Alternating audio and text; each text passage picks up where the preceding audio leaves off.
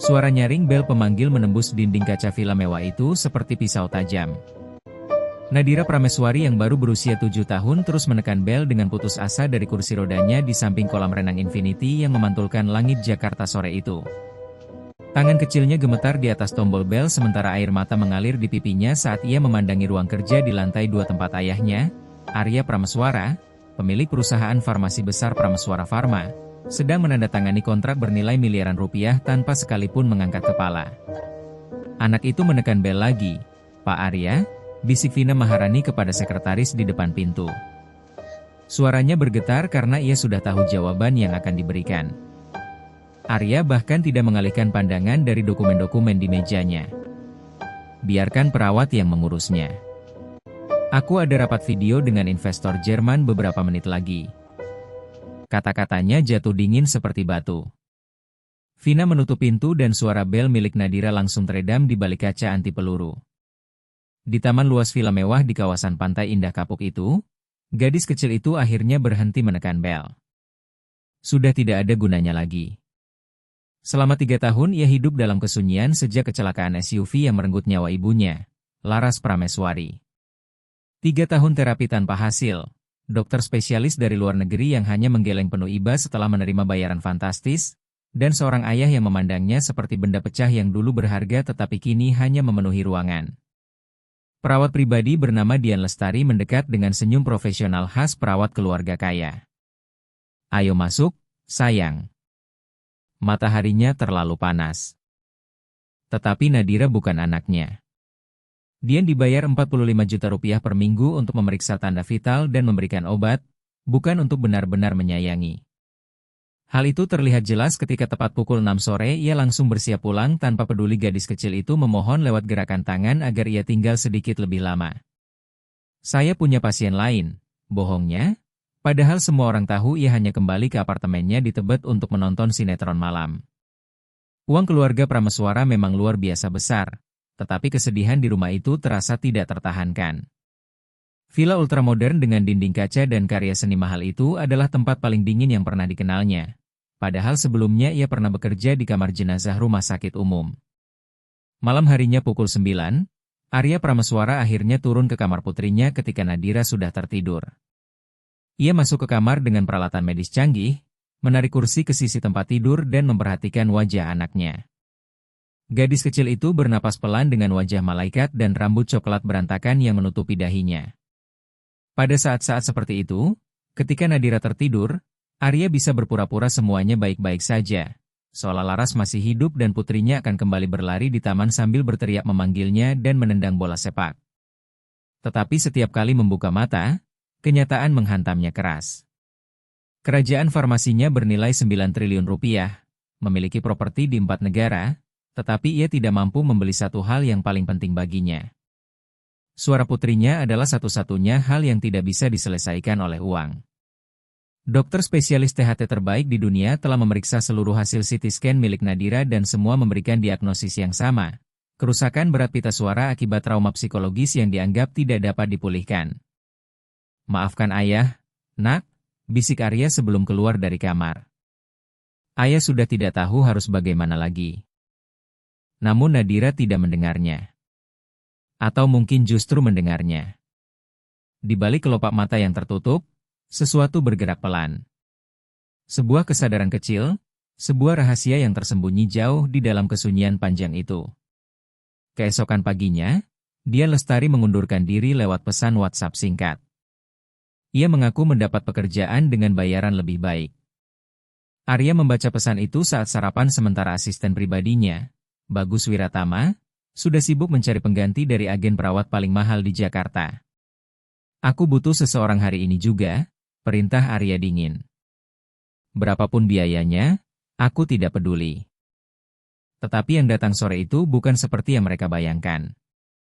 Saat berbagai agen menawarkan perawat bersertifikat dengan tuntutan gaji luar biasa tinggi, bel di pintu masuk belakang villa berbunyi tepat pukul 3 sore. Maya Kartika yang berusia 32 tahun berdiri di depan kamera intercom dengan map lusuh berwarna kekuningan di bawah lengannya dan mata lelah yang tampak telah melihat terlalu banyak penderitaan untuk usianya. "Saya datang untuk pekerjaan pengasuh," katanya melalui intercom dengan suara tenang namun tegas. Saya tahu Bapak mencari perawat profesional, tapi saya bisa membantu. Bagus Wiratama hampir saja memutus sambungan itu, tetapi ada sesuatu dalam tatapan dan nada suara perempuan itu yang membuatnya berhenti. Kami tidak punya waktu untuk wawancara tidak resmi, Bu. Anak ini membutuhkan tenaga bersertifikat.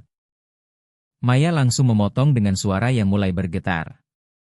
Anak laki-laki saya mengalami autisme nonverbal yang sangat parah. Dia meninggal 2 tahun lalu saat berusia 9 tahun. Saya merawatnya selama 7 tahun penuh.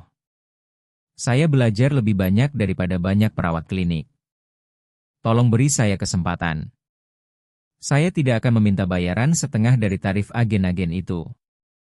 Bagus meneruskan permintaan itu kepada Arya Prameswara yang sedang rapat dengan jajaran direksi perusahaan. Jawaban yang datang cepat dan dingin. Kalau dia punya referensi kerja, biarkan mulai hari ini. Masa percobaan 1 minggu. Itu bukan belas kasihan, hanya keputusan praktis. Agen pengasuh membutuhkan waktu berhari-hari untuk mengirim kandidat baru dan Arya tidak bisa membiarkan Nadira Prameswari sendirian. Maya Kartika masuk ke villa keluarga Prameswara dengan ransel usang dan sepatu tua yang kontras tajam dengan lantai marmer mewah serta lampu gantung kristal mahal di rumah itu. Seorang asisten rumah tangga membawanya melewati lorong panjang yang terasa seperti galeri museum menuju kamar Nadira. Anaknya ada di sana. Semoga beruntung, ucap perempuan itu dengan nada yang seolah berkata bahwa ia akan sangat membutuhkannya. Nadira berdiri di depan jendela memandangi taman luas villa. Ia bahkan tidak menoleh saat Maya masuk. Halo, Nadira. Namaku Maya dan mulai hari ini aku akan menjagamu, ucapnya lembut sambil mendekat perlahan. Gadis kecil itu tetap diam, tetapi bahunya menegang. Ia mengambil papan tulis kecil dan menulis dengan kasar, aku tidak butuh dijaga. Aku butuh diperbaiki. Tulisan itu tajam dan penuh kepahitan yang seharusnya tidak dimiliki anak seusianya.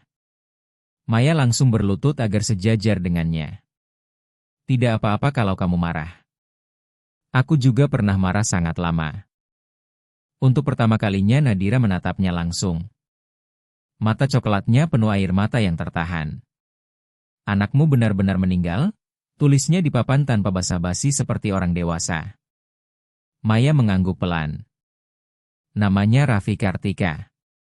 Dia pasti akan senang bertemu denganmu. Untuk pertama kalinya setelah berbulan-bulan, Nadira menulis dengan sungguh-sungguh. Tidak ada yang ingin mengenalku. Aku cuma anak rusak di rumah besar ini. Kata-kata itu terasa seperti racun yang dipendam selama bertahun-tahun kesepian. Ayahku melihatku seperti berharap aku ikut mati bersama ibu. Hati Maya terasa remuk mendengarnya, tetapi ia tetap tenang. Ayahmu juga sedang hancur. Kadang orang tidak tahu bagaimana memperbaiki rasa sakit mereka sendiri. Suruh saja cari di Google, balas Nadira di papan tulis dengan sarkasme tajam. Maya tidak bisa menahan senyum kecilnya.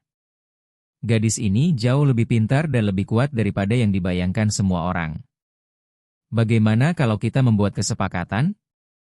Aku menjagamu dan kamu mengajariku tentang dinosaurus. Aku lihat banyak buku dinosaurus di rakmu. Mata Nadira langsung berbinar untuk pertama kalinya. Ia mengangguk cepat penuh semangat.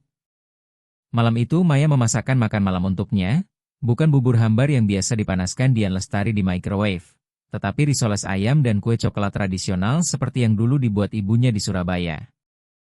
Baunya aneh, tulis Nadira curiga. Itu bau makanan sungguhan, jawab Maya sambil tersenyum. Coba sedikit. Nadira menggigit pelan lalu matanya langsung melebar. Enak. Untuk pertama kalinya dalam bertahun-tahun, ia menghabiskan seluruh makanannya. Setelah makan malam, Maya membantu Nadira menjalani rutinitas malamnya. Saat membantu gadis kecil itu berbaring di tempat tidur, ia menyadari sesuatu yang aneh. Tubuh Nadira menegang dengan cara tertentu seolah sedang menahan sesuatu. Itu bukan gerakan kejang tanpa sadar seperti yang dulu sering ia lihat pada Raffi Kartika. Itu bukan gerakan tanpa sadar. Itu kontrol penuh. Kamu nyaman? Tanya Maya Kartika sambil membantu Nadira Prameswari berbaring lebih rapi di tempat tidur. Nadira mengangguk terlalu cepat lalu segera memejamkan mata. Maya mematikan lampu kamar tetapi sengaja tidak menutup pintu sepenuhnya. Ia berdiri diam di lorong sambil mengintip lewat celah kecil pintu. Selama hampir 20 menit, Nadira tidak bergerak sedikit pun. Lalu ketika gadis kecil itu tampaknya yakin semua orang sudah tidur, sesuatu yang mustahil terjadi. Sebuah bisikan lirih nyaris tak terdengar keluar dari bibirnya. "Ibu?" Lalu sekali lagi, sedikit lebih jelas. "Ibu, tolong aku." Gerakannya begitu terkendali, disengaja dan penuh rahasia. Napas Maya langsung tercekat. Ia mundur perlahan dengan jantung berdetak keras seperti genderang perang. Nadira Prameswari tidak bisu. Gadis 7 tahun itu telah menipu dokter, perawat, terapis bahkan ayahnya sendiri selama bertahun-tahun. Tapi kenapa? Alasan apa yang membuat seorang anak kecil rela berpura-pura kehilangan suara hingga merampas masa kecil, teman-teman dan hidupnya sendiri? Maya menaiki tangga menuju ruang kerja Arya Prameswara yang lampunya masih menyala pukul 11 malam. Tangannya sudah terangkat hendak mengetuk pintu tetapi berhenti di udara. Jika ia mengatakan semuanya sekarang tanpa memahami alasan Nadira berbohong, ia bisa menghancurkan gadis kecil itu dengan cara yang bahkan belum bisa ia bayangkan. Ia harus mengetahui kebenarannya dulu. Dan untuk itu, ia harus membuat Nadira cukup percaya padanya untuk membuka rahasia yang selama ini dipikul di pundak kecilnya. Maya turun kembali dengan diam lalu duduk di dapur sambil menggenggam cangkir teh hangat dengan tangan gemetar. Di luar sana, lampu-lampu Jakarta berkilau seperti gugusan bintang yang jatuh, sama sekali tidak peduli pada drama yang sedang tumbuh di villa mewah kawasan pantai indah kapuk itu. Maya telah berjanji menjaga Nadira. Kini ia sadar bahwa menjaga gadis itu berarti melindunginya bukan hanya dari kondisinya, tetapi juga dari sesuatu yang jauh lebih gelap. Sebuah rahasia yang dianggap anak 7 tahun itu lebih penting daripada kebebasannya sendiri. Pertanyaan yang membuat Maya tidak bisa tidur malam itu bukan lagi apakah Nadira bisa berbicara, melainkan dari apa sebenarnya gadis kecil itu melarikan diri hingga memilih hidup sebagai tahanan dalam kebohongan. Hari kedua Maya di villa keluarga Prameswara dimulai dengan ujian kecil. Saat ia menyiapkan sarapan untuk Nadira, gadis kecil itu memperhatikannya dengan tatapan penuh curiga. Dian selalu memberiku sereal dan susu rendah laktosa. Tulisnya di papan kecil dengan nada menantang seolah sedang menguji apakah pengasuh baru ini hanya pelayan lain yang mengikuti perintah tanpa berpikir. Maya menaruh sepiring telur orak-arik, roti manis hangat dan serabi yang baru dimasak di depan gadis kecil itu. Dian tidak bisa memasak. Aku bisa. Nadira mencoba satu suapan dan sesuatu langsung berubah di wajahnya. Ibu dulu membuat makanan seperti ini. Papan tulis kecil itu bergetar di tangannya, memperlihatkan sisi rapuh yang selama ini tersembunyi di balik sikap dingin dan sinisnya. Pada hari Minggu ketika Arya sedang tidak berada di rumah, Maya duduk di hadapan Nadira dan membiarkan suasana tetap tenang beberapa saat. Ceritakan tentang ibumu. Dan untuk pertama kalinya dalam 3 tahun, Nadira mulai menulis tentang Laras Prameswari tanpa ada yang menyuruhnya berhenti sedih atau melupakan masa lalu. Ibu seorang dokter, tapi bukan seperti dokter-dokter yang datang ke rumah ini. Ibu bekerja di klinik gratis Cilincing. Mata Nadira bersinar saat mengenang ibunya. Ayah bilang itu konyol karena kami sudah punya banyak uang. Tapi ibu selalu bilang bahwa dunia medis bukan bisnis, melainkan panggilan hidup.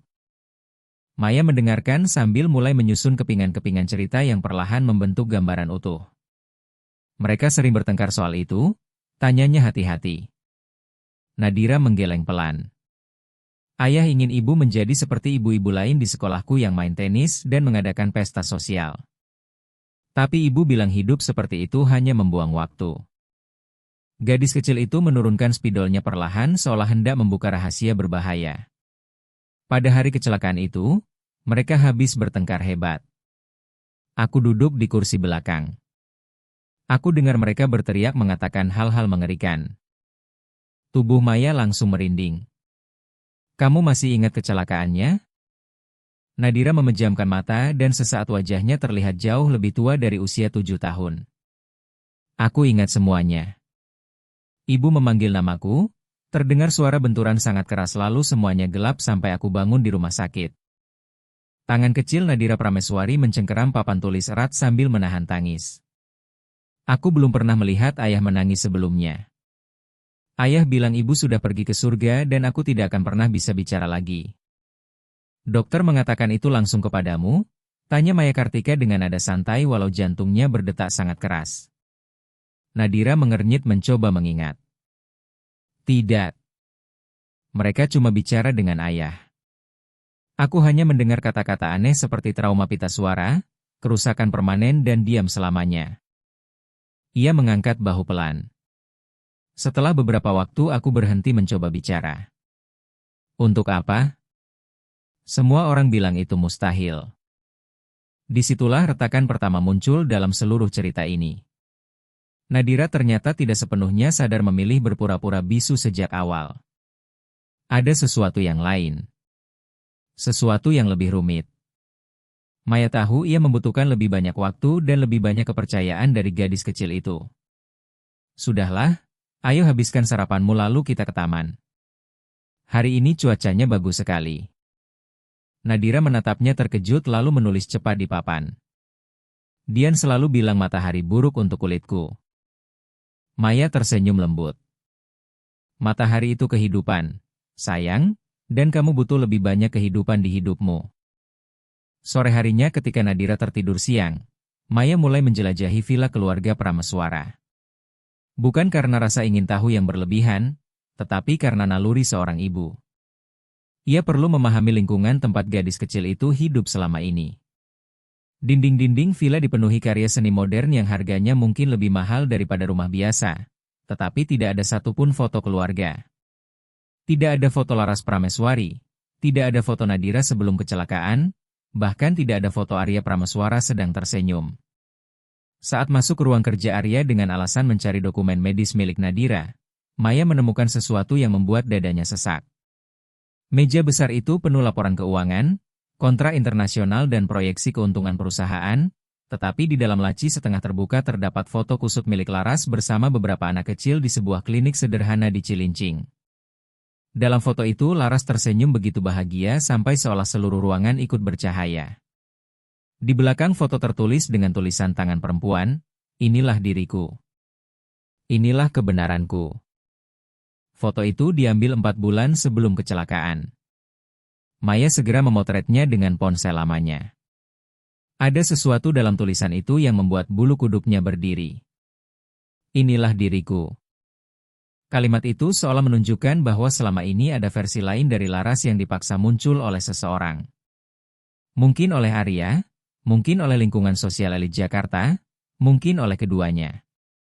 Dan jika Laras terus berjuang mempertahankan jati dirinya, harga apa yang harus ia bayar untuk itu? Suara bel rumah memecahkan lamunannya. Yang datang adalah Dr. Ratna Puspitasari, dokter spesialis yang setiap bulan menangani Nadira. Perempuan 50 tahun itu membawa tas kulit mahal dan memakai parfum yang mungkin lebih mahal daripada gaji bulanan Maya. Jadi kamu pengasuh baru itu? Tanyanya dengan nada sopan khas orang kaya kepada pembantu rumah tangga, ramah tetapi dingin. Ya, dokter. Saya Maya Kartika. Baiklah, saya datang untuk memeriksa pasien. Maya membawanya ke kamar Nadira yang langsung menunjukkan ekspresi bosan begitu melihat dokter itu. Gadis kecil itu bahkan memutar mata seolah berkata datang lagi dia. Ini hanya pemeriksaan rutin, Nadira, kata Dr. Ratna dengan manis palsu sambil mengeluarkan senter pemeriksaan. Maya memperhatikan setiap gerakan dokter itu dengan saksama. Cara ia menyorot tenggorokan Nadira seolah sudah berharap tidak akan ada respons. Cara ia memeriksa gerakan rahang gadis kecil itu secara pasif. Cara ia mengetik di tablet tanpa benar-benar menatap wajah anak itu sedikit pun. Semuanya sesuai perkiraan, kata Dr. Ratna setelah 10 menit pemeriksaan. Tidak ada respons neurologis pada area laring. Kita lanjutkan protokol obat yang sama. Maya tidak bisa menahan diri. Obat apa sebenarnya yang diberikan? Dokter itu menatapnya terkejut seolah sebuah kursi tiba-tiba bisa bicara. Obat penenang ringan untuk mencegah kecemasan, serangan panik dan beberapa suplemen. Kenapa? Tanya Maya tetap tenang. Hanya rasa ingin tahu profesional. Saya pernah bertahun-tahun menangani anak dengan mutisme selektif. Saya suka memahami setiap kasus. Dokter Ratna menutup tasnya dengan bunyi keras. Ini bukan mutisme selektif. Ini trauma berat. Sangat berbeda. Tetapi ada sesuatu di matanya yang tidak cocok dengan jawaban sederhana itu. Sebuah sikap defensif yang terlalu tajam untuk pertanyaan biasa. Setelah Dokter Ratna Puspitasari pergi, Maya Kartika mulai memeriksa botol-botol obat di lemari kamar Nadira Prameswari. Ada obat penenang dosis tinggi yang terasa terlalu kuat untuk anak 7 tahun, beberapa vitamin dan satu jenis obat lain yang tidak ia kenali. Ia segera memotret label obat itu dengan ponselnya untuk diteliti nanti. "Kenapa kamu melakukan itu?" Tulisan di papan kecil membuat Maya tersentak. Nadira ternyata sudah bangun dan sedang memperhatikannya dari tempat tidur dengan mata yang terlalu cerdas untuk anak seusianya. Karena ada sesuatu yang terasa tidak masuk akal, jawab Maya jujur. Ia sudah memutuskan bahwa gadis kecil ini pantas mendapatkan kejujuran, bukan kebohongan manis. Dan kurasa kamu juga tahu itu. Nadira menatapnya lama seolah sedang memutuskan apakah perempuan di depannya layak dipercaya atau tidak. Akhirnya ia menulis perlahan, "Kalau aku memberitahumu sesuatu, kamu janji tidak akan bilang ke ayah?" Jantung Maya langsung berdegup lebih cepat. "Tergantung apa yang kamu katakan. Kalau kamu dalam bahaya, aku harus melindungimu." Nadira langsung menulis cepat dengan ekspresi aneh di wajahnya. "Aku tidak dalam bahaya." Sebuah senyum kecil yang menyeramkan muncul di bibirnya. "Akulah bahayanya." Sebelum Maya sempat menjawab, pintu kamar tiba-tiba terbuka. Arya Prameswara masuk ke kamar putrinya untuk pertama kali sejak Maya bekerja di rumah itu. Ia mengenakan setelan jas mahal dengan wajah lelah yang bahkan uang miliaran rupiah tidak mampu sembunyikan. "Nadira, Dokter Ratna bilang kondisimu stabil." Itu bukan pertanyaan ataupun percakapan, hanya pengumuman dingin. Nadira langsung mengangguk dengan ekspresi kosong, berubah seketika menjadi gadis kecil penurut dan rapuh yang selama ini semua orang kenal. Baru kali itu Arya benar-benar memperhatikan Maya. "Jadi kamu pengasuh baru itu. Bagus bilang kamu bekerja cukup baik." Kalimat itu bukan pujian, melainkan observasi datar seperti laporan bisnis. "Terima kasih, Pak Arya. Nadira anak yang luar biasa." Arya menatap putrinya seperti sedang menilai laporan keuangan, menghitung dan menganalisis tanpa benar-benar melihat manusia di depannya. "Dia satu-satunya yang tersisa dari Laras," katanya dengan nada yang berusaha terdengar lembut tetapi justru terdengar seperti keluhan penuh kelelahan. "Jaga dia baik-baik." Setelah Arya pergi dan suara langkahnya menghilang di lorong marmer villa, Nadira segera menulis cepat di papan kecilnya. "Lihat. Itu sebabnya aku tidak bisa bilang." Maya mendekat lalu berlutut di samping tempat tidur. "Mengatakan apa, sayang?" Mata Nadira mulai dipenuhi air mata yang selama ini ia tahan mati-matian. Dengan marah ia menulis, bahwa aku membenci dia. Bahwa aku berharap dia yang mati menggantikan ibu. Bahwa setiap hari aku berpura-pura bisu karena itu satu-satunya kekuatan yang kumiliki untuk melawannya. Dunia terasa berhenti berputar. Maya merasa napasnya menghilang dari dada. Nadira ternyata tidak berpura-pura karena trauma atau kebingungan. Ia melakukannya demi balas dendam. Seorang anak 7 tahun mengubah kesunyiannya menjadi senjata dan kebisuannya menjadi hukuman untuk ayah yang ia anggap bertanggung jawab atas kematian ibunya. "Sayang," bisik Maya, tetapi Nadira memukul papan tulis itu dengan keras. "Jangan bilang kalau ini salah. Aku sudah tahu ini salah." Air mata akhirnya mengalir deras di pipinya. "Tapi setiap ayah melihatku dan sadar aku tidak bisa bicara, aku tahu dia merasa bersalah. Aku tahu itu menyakitinya. Dan itu satu-satunya hal yang membuatku merasa sedikit lebih baik." Gadis kecil itu mulai terisak keras, seperti bendungan bertahun-tahun yang akhirnya runtuh. Dia membunuh ibu. Bukan dengan tangannya, tapi dengan kata-katanya. Dan sekarang dia harus hidup dengan kenyataan bahwa dia juga menghancurkanku. Maya langsung memeluk Nadira saat tubuh kecil itu gemetar di pundaknya. Ia tidak mengatakan bahwa balas dendam itu salah. Ia tidak memaksa gadis itu untuk memaafkan. Ia hanya memeluknya seperti dulu ia memeluk Raffi Kartika di saat-saat terburuknya, membiarkan rasa sakit itu keluar tanpa dihakimi. Setelah Nadira akhirnya sedikit tenang, Maya berbisik pelan, ceritakan semuanya dari awal. Apa yang sebenarnya terjadi hari itu? Dan untuk pertama kalinya dalam 3 tahun, Nadira Prameswari berbicara. Suaranya hanyalah bisikan serak yang kasar karena terlalu lama tidak digunakan, tetapi suara itu nyata. Hari itu hari Sabtu, mulai Nadira dengan suara gemetar sambil menatap langit-langit kamar seolah semua kenangan sedang diputar di sana. Ibu bekerja semalaman di klinik gratis Cilincing. Ibu pulang saat subuh masih memakai jas dokternya dan terlihat sangat lelah. Aku sedang sarapan bersama pengasuh lamaku, Siti Aminah. Lalu ayah turun dari ruang kerjanya dengan marah besar. Ayah berteriak pada ibu dan bilang bahwa semua itu memalukan.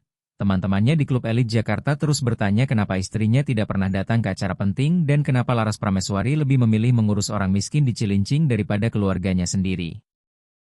Nadira Prameswari memejamkan mata kuat-kuat. Tapi ibu tidak berteriak. Ibu tidak pernah berteriak. Ibu cuma bilang, Arya, tadi malam aku menyelamatkan 3 anak kecil. Itu jauh lebih berarti daripada 100 acara gala. Wajah kecil Nadira langsung berubah pahit. Ayah jadi makin marah. Ayah bilang sudah muak dengan semuanya. Katanya ayah menikahi Laras Widaningrum, putri dari salah satu keluarga terpandang di Jakarta, bukan seorang martir. Suara Nadira mulai dipenuhi kebencian yang selama ini dipendam. Siti membawaku ke kamar, tapi aku masih bisa mendengar semuanya.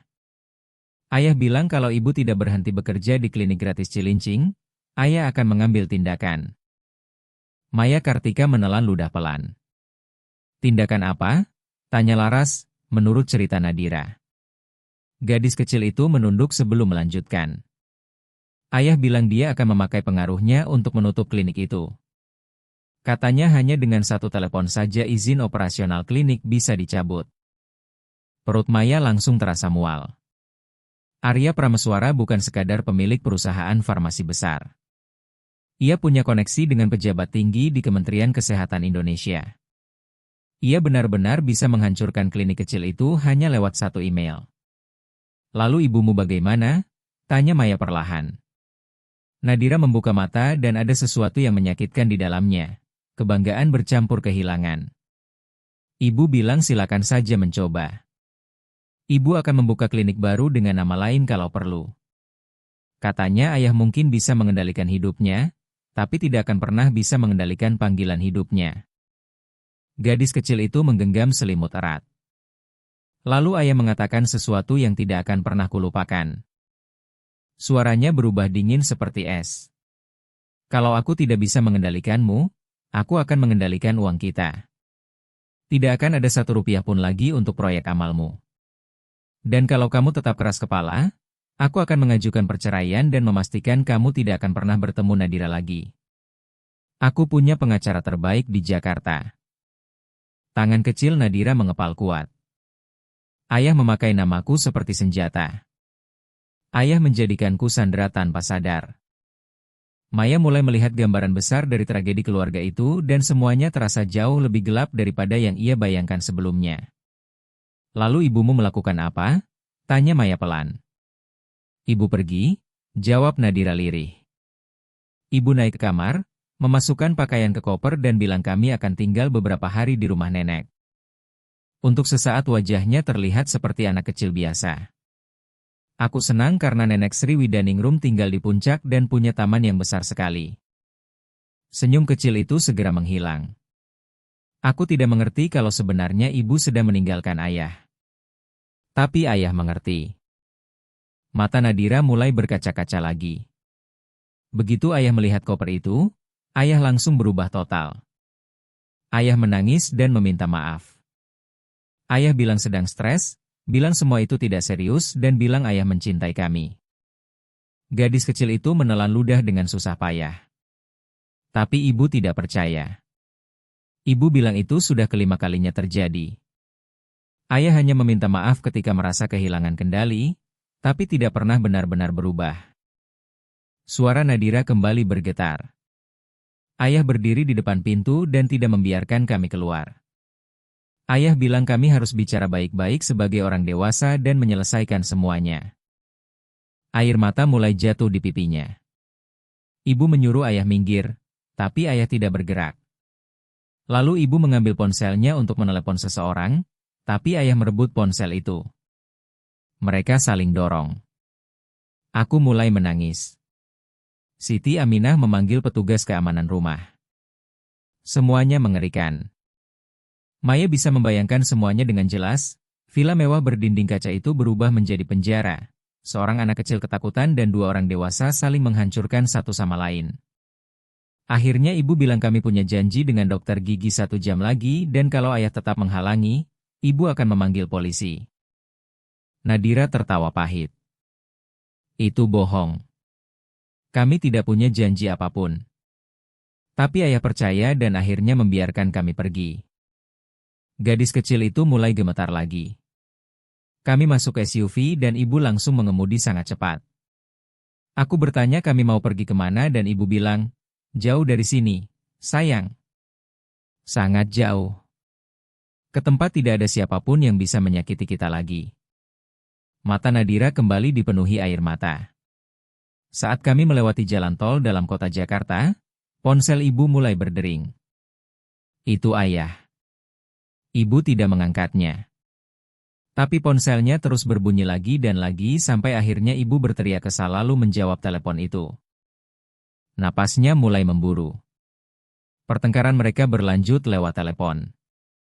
Ibu berteriak bahwa dia sudah muak, bahwa 20 tahun pernikahan tidak pantas dipertahankan satu hari pun lagi kalau semuanya hanya penuh kekerasan emosional.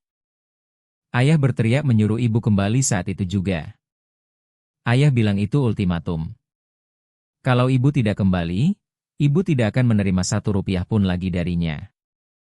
Nadira Prameswari memejamkan mata rapat-rapat. Lalu ibu bilang dia lebih memilih hidup di jalanan bersamaku daripada 1 hari lagi tinggal di penjara emas milik ayah. Gadis kecil itu menarik napas panjang dan suaranya berubah datar, hampir tanpa emosi, seolah ia memisahkan dirinya sendiri dari kenangan mengerikan itu. Lalu semuanya terjadi. Air mata mulai mengalir diam-diam di pipinya. Ibu terlalu marah sampai tidak melihat lampu lalu lintas berubah merah. Sebuah truk besar sedang melintas dari arah samping. Ibu baru melihatnya di detik terakhir lalu membanting setir. Truk itu menabrak sisi tempat ibu duduk. Tubuh kecilnya mulai gemetar. Aku mendengar suara besi hancur, kaca pecah dan suaranya berhenti. Ibu tidak berteriak. Setelah itu cuma ada keheningan. Mata Maya Kartika ikut dipenuhi air mata. Aku bangun di rumah sakit. Aku tidak ingat proses penyelamatan atau ambulans. Aku cuma ingat membuka mata dan melihat ayah duduk di samping tempat tidur sambil menangis seperti belum pernah kulihat sebelumnya. Nadira menatap Maya lurus-lurus. Ayah bilang ibu meninggal, bilang dia sangat menyesal dan akan melakukan apa saja untuk merawatku. Tapi setelah itu ayah pikir aku tertidur karena obat-obatan. Nafasnya mulai berat. Aku mendengar ayah berbicara dengan pengacaranya lewat telepon. Ayah bilang dia harus mengendalikan cerita tentang kecelakaan itu. Katanya tidak boleh ada yang tahu kalau ibu sedang melarikan diri darinya saat kecelakaan terjadi. Ayah bilang semuanya harus terlihat seperti kecelakaan tragis biasa. Tangan kecil Nadira mengepal kuat. Ayah bilang reputasinya tidak boleh rusak karena skandal rumah tangga. Ayah bilang Prameswara Pharma tidak boleh dikaitkan dengan masalah keluarga seperti itu. Ayah bahkan bilang mereka akan menyumbang uang untuk kampanye keselamatan lalu lintas supaya tidak ada yang bertanya. Itulah kenyataan paling menghancurkan. Arya Prameswara bukan hanya menekan istrinya sampai batas terakhir, tetapi juga membersihkan semua jejak setelah kematian Laras Prameswari demi menyelamatkan citra dan bisnisnya sendiri. Waktu dokter bilang aku kehilangan suara, aku tidak membantah, lanjut Nadira dengan suara serak. Awalnya itu memang trauma sungguhan. Aku terlalu takut dan bingung sampai tidak mencoba bicara sama sekali. Tapi beberapa bulan kemudian aku sadar aku sebenarnya bisa berbisik. Air mata terus jatuh di pipinya. Suatu malam aku mencoba bicara dan suaraku keluar lagi. Aku hampir berteriak bahagia waktu itu. Tapi kemudian aku berpikir, kalau ayah tahu aku bisa bicara, semuanya akan kembali seperti dulu. Ayah akan kembali mengendalikan semuanya dan aku akan kembali terjebak di dunia sempurna palsunya, tempat tidak ada hal nyata yang berarti. Gadis kecil itu menarik napas panjang sebelum melanjutkan. Jadi aku memutuskan untuk terus berpura-pura. Setiap hari aku diam dan melihat ayah menatapku, aku tahu ayah tersiksa. Itu balas dendamku. Maya tidak tahu harus menjawab apa. Di depannya ada seorang anak kecil yang rela mengorbankan 3 tahun hidupnya demi pemberontakan diam-diam terhadap ayahnya sendiri. Nadira, mulai Maya hati-hati. Aku mengerti kenapa kamu melakukan semua ini. Sungguh aku mengerti. Tapi kamu juga sedang menghukum dirimu sendiri. Kamu tidak sekolah, tidak punya teman, tidak bermain, tidak bernyanyi, tidak hidup. Aku tidak peduli, jawab Nadira keras kepala. Selama ayah menderita, semuanya sepadan. Tetapi suaranya tidak terdengar meyakinkan. Yang terdengar hanyalah kelelahan luar biasa dari seorang anak yang terlalu lama menyimpan kebencian. Bagaimana kalau ada cara lain? Tanya Maya pelan. Cara lain untuk apa? Untuk memperjuangkan keadilan bagi ibumu. Untuk menghormati kenangannya. Untuk menjalani hidup yang sebenarnya diinginkan ibumu untukmu. Nadira memandangnya dengan ragu. Bagaimana caranya? Maya menggenggam kedua tangan kecil gadis itu dengan lembut. Aku belum tahu sepenuhnya. Tapi aku tahu satu hal. Ibumu menghabiskan hidupnya untuk menyelamatkan orang lain, bukan menghancurkan mereka. Bahkan saat ayahmu menyakitinya, dia tetap pergi ke klinik gratis Cilincing untuk menolong anak-anak. Maya menghapus air mata di pipi Nadira perlahan. Kalau ibumu bisa melihatmu sekarang, aku rasa dia tidak ingin kamu menghabiskan hidupmu hanya untuk balas dendam. Dia ingin kamu hidup sebaik mungkin sampai ayahmu melihat semua hal indah yang hilang ketika dia kehilangan ibumu. Untuk pertama kalinya, Nadira terlihat mempertimbangkan kemungkinan lain selain kebencian. Tapi kalau aku berhenti berpura-pura, ayah menang, bisiknya pelan. Ayah akan berpikir dia bisa melakukan apa saja lalu lolos begitu saja. Maya mengangguk pelan. Mungkin. Atau mungkin melihat putrinya memilih hidup meskipun pernah dihancurkan olehnya justru akan menjadi hukuman terbesar bagi ayahmu. Karena itu berarti kamu tidak membutuhkan dirinya untuk bahagia. Itu berarti kamu bisa hidup tanpa izin darinya. Itu akan merampas seluruh kekuatan ayahmu. Nadira Prameswari tidak menjawab, tetapi Maya Kartika melihat sesuatu berubah di matanya. Sebuah benih keraguan mulai tumbuh perlahan di balik kebencian yang selama ini menguasainya. Dan untuk saat ini, itu sudah cukup. Pikirkan saja dulu, bisik Maya lembut. Kamu tidak harus memutuskan apapun hari ini. Tapi aku ingin kamu tahu bahwa aku akan tetap di sini, apapun pilihanmu nanti. Ia kembali memeluk gadis kecil itu erat-erat. Dan rahasiamu aman bersamaku sampai kamu sendiri memutuskan apa yang ingin kamu lakukan. Malam itu, ketika Nadira sudah tertidur, Maya mulai mencari informasi tentang obat misterius yang tadi ia foto. Apa yang ia temukan langsung membuat tubuhnya dingin. Obat itu adalah anti kecemasan yang sangat kuat dan biasanya hanya diberikan kepada orang dewasa dengan gangguan panik berat. Pada anak-anak, obat itu dipakai hanya untuk kondisi ekstrim dan dosis yang diberikan kepada Nadira berada hampir di batas maksimum. Maya memang bukan dokter, tetapi bertahun-tahun merawat Raffi Kartika membuatnya memahami banyak hal tentang obat dan efek psikologisnya. Obat itu bisa benar-benar menekan fungsi kognitif dan kemauan seorang anak. Apakah Dr. Ratna Puspitasari sengaja memberi obat berlebihan agar Nadira tetap lemah dan penurut? Atau apakah semua itu hanya prosedur medis yang memang tidak dipahami Maya? Ia membutuhkan pendapat kedua. Tetapi kepada siapa ia bisa bertanya tanpa menimbulkan kecurigaan? Satu hal yang pasti, di antara trauma psikologis dan obat-obatan agresif itu, Nadira hidup dalam penjara yang dibangun oleh kegagalan banyak orang dewasa di sekitarnya. Di luar jendela kaca besar villa itu, Jakarta perlahan tertidur di bawah cahaya kota malam, sementara Maya membuat keputusan besar dalam hidupnya. Ia tidak akan membiarkan Nadira membuang masa depannya begitu saja. Tetapi ia juga tidak akan menghancurkan gadis itu dengan membocorkan rahasianya sebelum waktunya. Ia membutuhkan rencana lain, sebuah jalan yang bisa membebaskan Nadira tanpa menghancurkannya dalam proses tersebut. Yang tidak diketahui Maya adalah bahwa keputusannya membantu gadis kecil itu akan memicu rangkaian kejadian besar yang nantinya membuka bukan hanya rahasia keluarga Prameswara, tetapi juga jaringan korupsi medis yang menjalar hingga tingkat tertinggi sistem kesehatan Indonesia. Dan pada akhirnya, kebenaran tentang kematian Laras Prameswari ternyata jauh lebih gelap daripada yang pernah dibayangkan Nadira sendiri. Keesokan harinya akan membawa tamu-tamu tak terduga, keputusan mustahil dan retakan pertama dalam citra sempurna yang selama ini dibangun hati-hati oleh Arya Prameswara. Kastel kaca itu perlahan mulai retak dan ketika akhirnya pecah, serpihan-serpihannya akan melukai semua orang di dalamnya.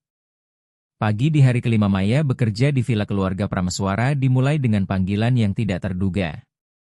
Tepat pukul 8 pagi, Bagus Wiratama mengetuk pintu kamar Nadira dengan ekspresi serius. Pak Arya meminta Anda datang ke ruang kerjanya sekarang. Nada suaranya tidak memberi ruang untuk pertanyaan ataupun penundaan. Tubuh Maya langsung merinding. Apakah Arya menemukan sesuatu? Apakah seseorang melihatnya memeriksa obat-obatan? Ia menaiki tangga marmer dengan jantung berdebar keras di dadanya. Ruang kerja Arya Prameswara terlihat luar biasa megah. Jendela dari lantai sampai langit-langit memperlihatkan pemandangan Jakarta. Meja kayu mahal seperti benda museum dan dinding penuh piagam penghargaan, foto bersama pejabat negara dan pengusaha terkenal. Arya berdiri di depan jendela mengenakan jas abu-abu mahal dengan wajah yang sulit dibaca. Silakan duduk, Nona Maya Kartika. Maya duduk perlahan di kursi depan meja sambil merasa seperti pegawai yang sebentar lagi akan dipecat. Untuk pertama kalinya sejak ia bekerja di rumah itu, Arya menatapnya langsung. Aku melihat perubahan pada Nadira. Dia makan lebih baik, lebih sering berinteraksi dan kadang bahkan tersenyum. Ia berhenti sejenak cukup lama hingga suasana menjadi menegangkan. Itu tidak terjadi selama 3 tahun terakhir. Apa yang kamu lakukan berbeda? Maya memilih kata-katanya dengan sangat hati-hati. Saya memperlakukannya sebagai manusia, bukan pasien. Saya memasakkan makanan sungguhan untuknya dan mendengarkan ketika dia ingin berkomunikasi. Arya mengangguk perlahan seolah sedang mencerna sesuatu yang selama ini tak pernah ia pahami. Dokter Ratna menyarankan aku menyewa perawat bersertifikat dengan spesialisasi neurologi, tetapi sekarang aku rasa dia salah. Tatapannya berubah lebih dalam. Nadira tidak membutuhkan lebih banyak profesional medis. Dia membutuhkan seseorang yang melihatnya sebagai anak kecil, bukan sekadar kasus medis. Untuk sesaat, Maya Kartika melihat sesuatu di mata Arya Prameswara yang tidak pernah ia duga sebelumnya. Rasa bersalah yang benar-benar nyata. Aku berhenti melihatnya sebagai anak kecil. Akui pria paling berpengaruh di industri farmasi Indonesia itu dengan suara yang mulai pecah. Setelah kecelakaan itu, setiap kali aku melihat Nadira Prameswari, aku selalu melihat Laras Prameswari dan melihat kegagalanku sendiri. Jadi aku berhenti melihat. Ia duduk berat di kursi kerjanya seolah seluruh tubuhnya kehabisan tenaga. Bagus Wiratama menunjukkan laporan pengeluaran dapur padaku. Kamu menghabiskan biaya 3 kali lebih banyak untuk bahan makanan dibanding pegawai lain. Aku ingin tahu alasannya. Maya menjawab tanpa ragu, bahkan dirinya sendiri terkejut dengan keberaniannya. Karena Nadira pantas mendapatkan lebih dari sekadar makanan instan dan bubur rumah sakit. Dia pantas mendapatkan telur segar, makanan hangat yang baru dimasak dan rasa yang mengingatkannya bahwa masih ada seseorang yang peduli padanya. Arya menatapnya lama dengan ekspresi sulit ditebak. Istriku dulu berpikir sama. Untuk pertama kalinya ia menyebut Laras tanpa rasa sakit yang menghancurkan. Dia selalu bilang makanan adalah bentuk kasih sayang yang bisa disentuh. Tatapannya melembut sedikit. Laras memasak untuk Nadira setiap hari Minggu, tidak peduli sesibuk apa dirinya. Maya menyadari ada celah kecil yang mulai terbuka di hati pria itu. Pak Arya, boleh saya bertanya sesuatu yang pribadi?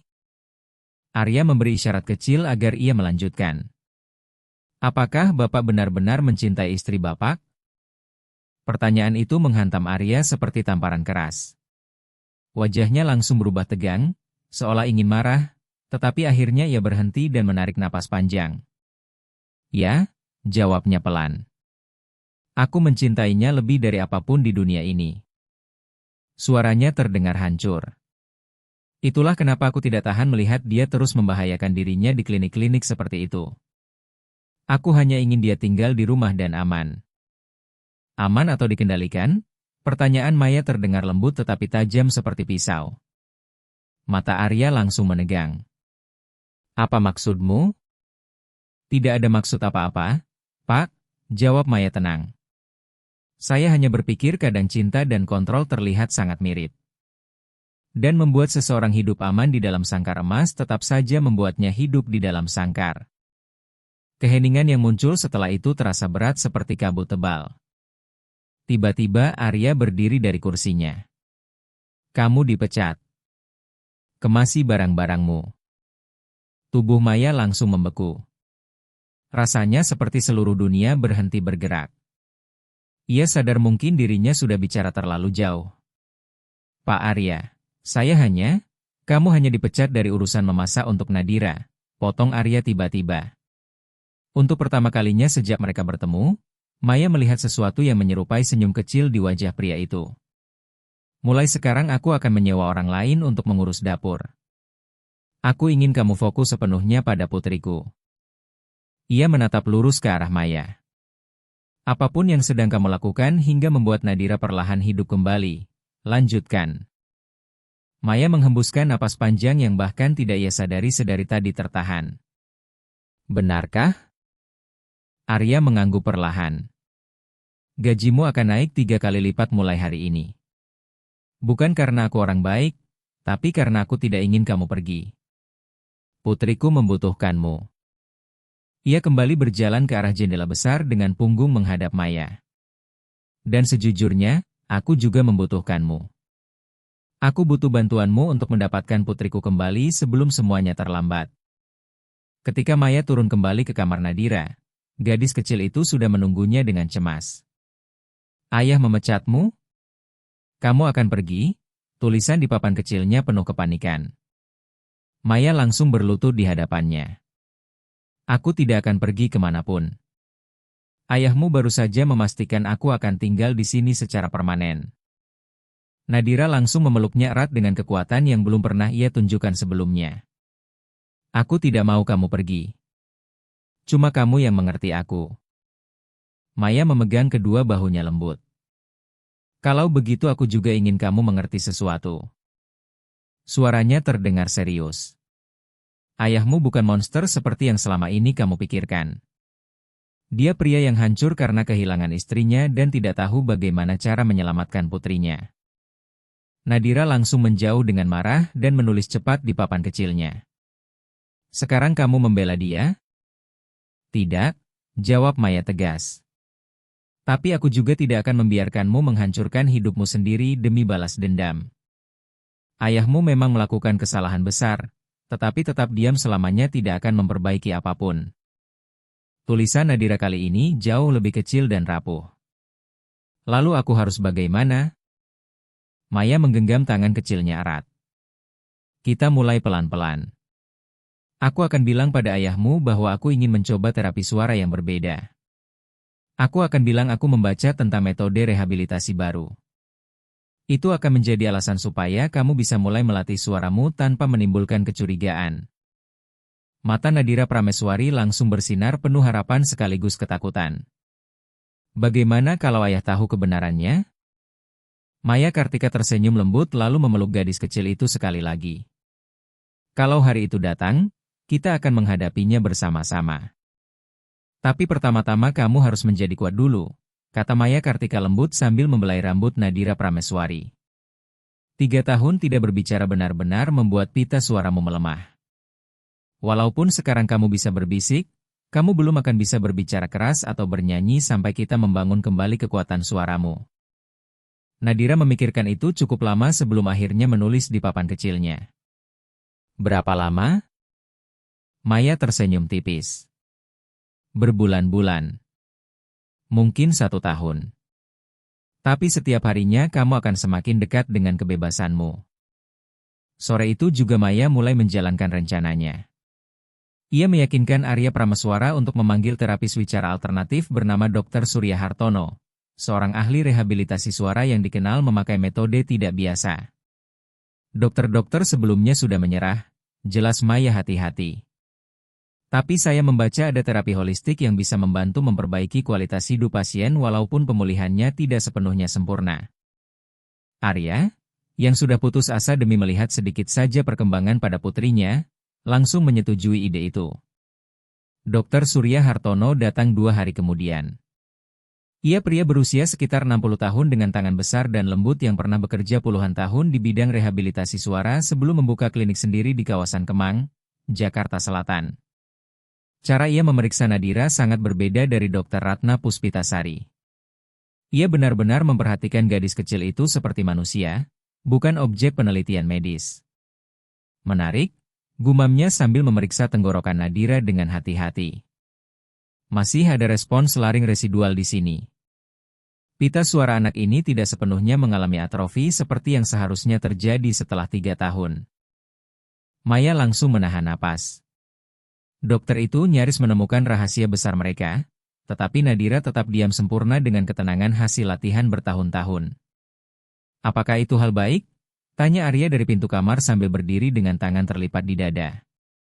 Itu tidak biasa, jawab Dokter Surya dengan hati-hati, tetapi menunjukkan bahwa tubuh anak ini masih berusaha melawan lebih keras daripada hasil diagnosis sebelumnya.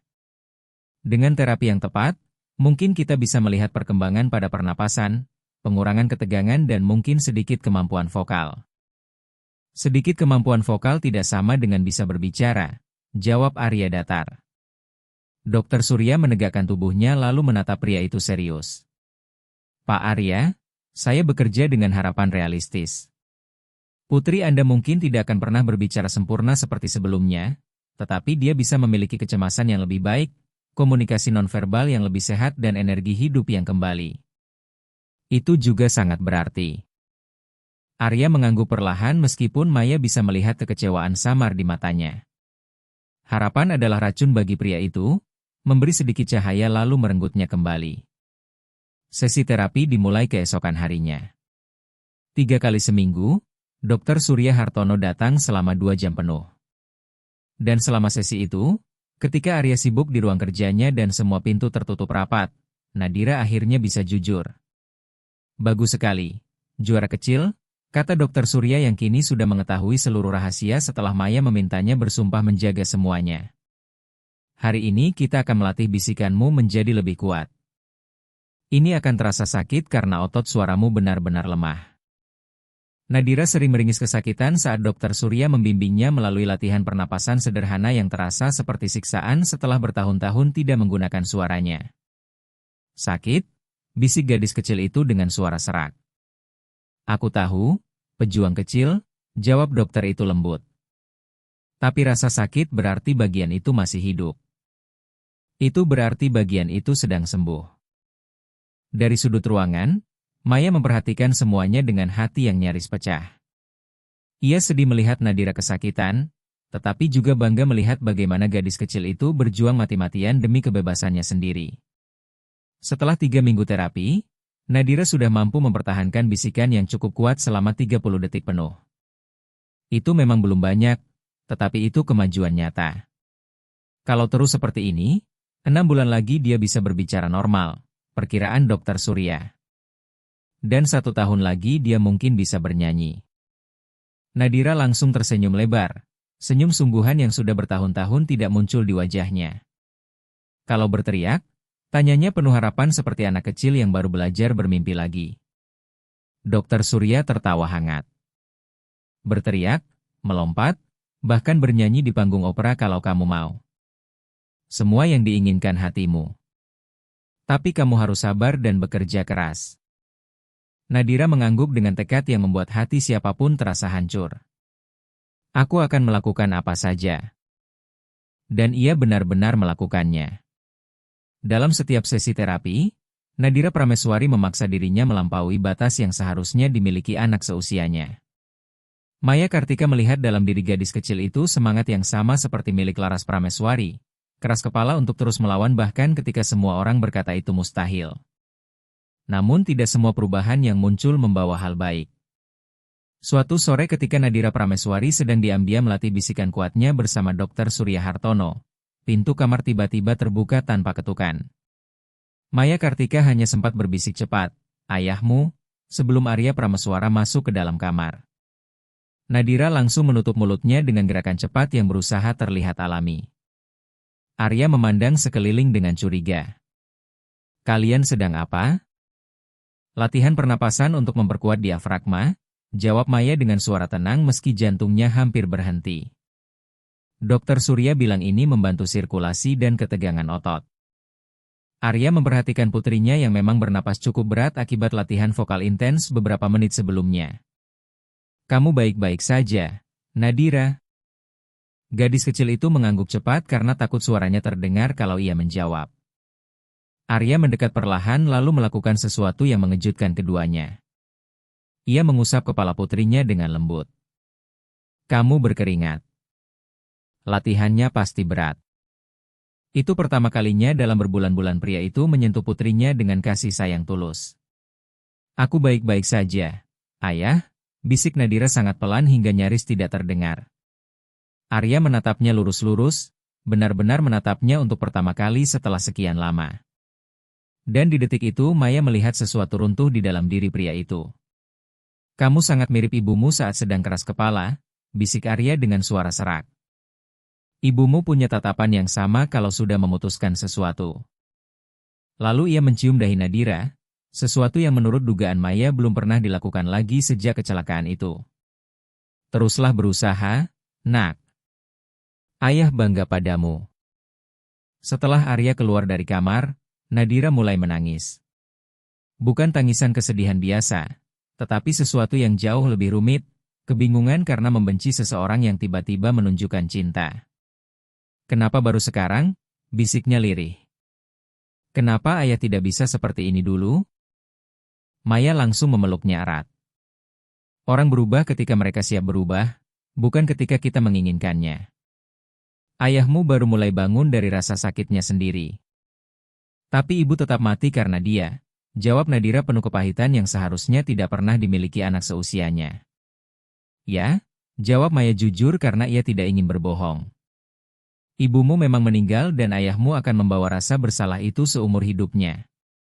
Tapi kamu masih bisa memilih apa yang akan kamu lakukan dengan hidupmu sendiri. Kamu bisa tetap terjebak di hari kecelakaan itu atau kamu bisa berjalan menuju sesuatu yang baru." Malam itu ada sesuatu yang berubah dalam diri Nadira. Maya melihatnya dari cara gadis kecil itu memandang ayahnya saat makan malam. Tidak lagi dengan kebencian murni, tetapi dengan perasaan yang jauh lebih rumit, rasa penasaran bercampur amarah, kerinduan bercampur luka.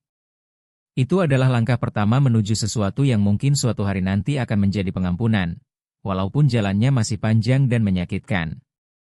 Namun ketika Nadira perlahan mulai bergerak menuju penyembuhan, ada kekuatan lain yang bergerak diam-diam di balik bayangan.